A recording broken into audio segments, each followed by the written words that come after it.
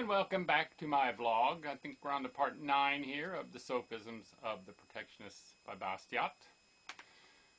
This is a chapter called Obstacle, Cause.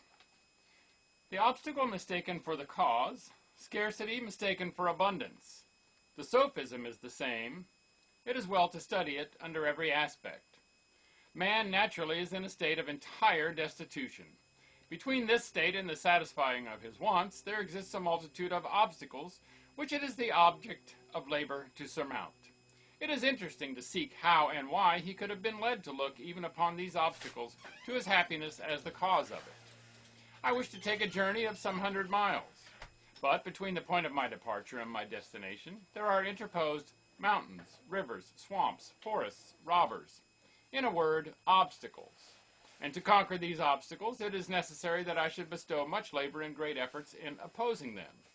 Or, what is the same thing, if others do it for me, I must pay them the value of their exertions. It is evident that I should have been better off had these obstacles never existed.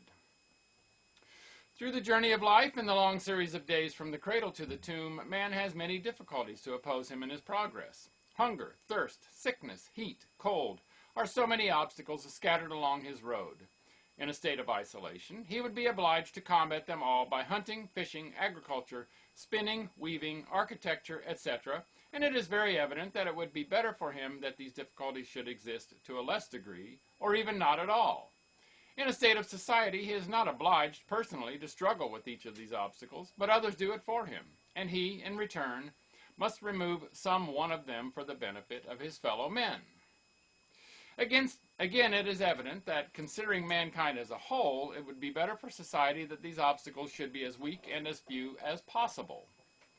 But if we examine closely and in detail the phenomena of society and the private interests of men as modified by exchange of produce, we perceive, without difficulty, how it has happened that wants have been confounded with riches, and the obstacle with the cause. The separation of occupations, which results from the habits of exchange, causes each man, instead of struggling against all surrounding obstacles, to combat only one, the effort being made not for himself alone, but for the benefit of his fellows, who, in their turn, render a similar service to him. Now, it hence results that this man looks upon the obstacle which he has made it his profession to combat for the benefit of others as the immediate cause of his riches. The greater, the more serious, the more stringent may be this obstacle, the more he is remunerated for the conquering of it by those who are relieved by his labors. A physician, for instance, does not busy himself in baking his bread or in manufacturing his clothing and his instruments. Others do it for him. And he, in return, combats the maladies with which his patients are afflicted. The more dangerous and frequent these maladies are, the more others are willing, the more even are they forced to work in his service. Disease, then, which is an obstacle to the happiness of mankind, becomes to him the source of his comforts.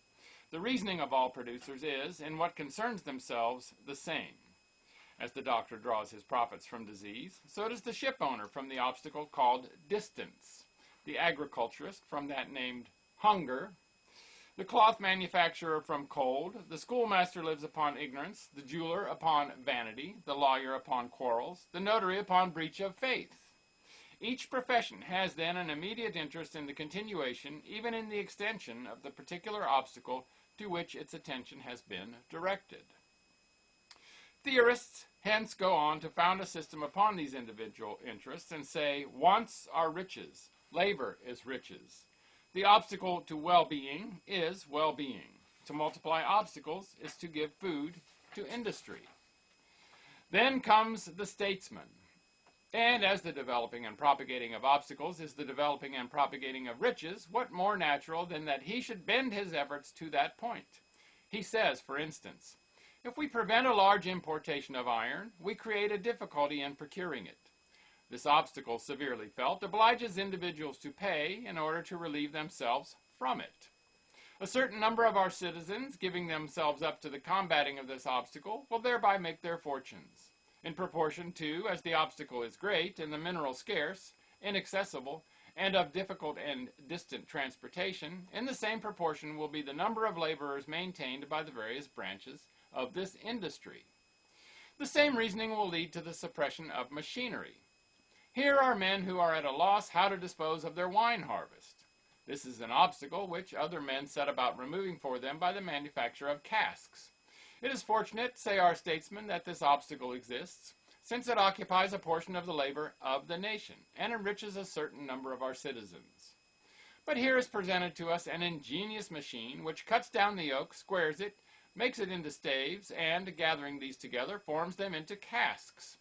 The obstacle is thus diminished, and with it the profits of the coopers. We must prevent this. Let us proscribe the machine. To sift thoroughly this sophism, it is sufficient to remember that human labor is not an end, but a means. It is never without employment.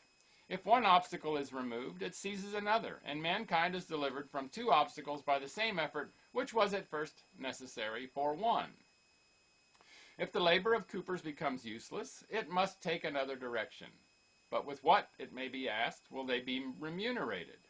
Precisely with what they are at present remunerated. For if a certain quantity of labor becomes free from its original occupation to be otherwise disposed of, a corresponding quantity of wages must thus also become free. To maintain that human labor can end by wanting employment, it would be necessary to prove that mankind will cease to encounter obstacles. In such a case, labor would be not only impossible, it would be superfluous. We should have nothing to do because we should be all-powerful, and our fiat alone would satisfy at once our wants and our desires. And that's the end of part 9. More tomorrow. Make it a great day, and bye for now.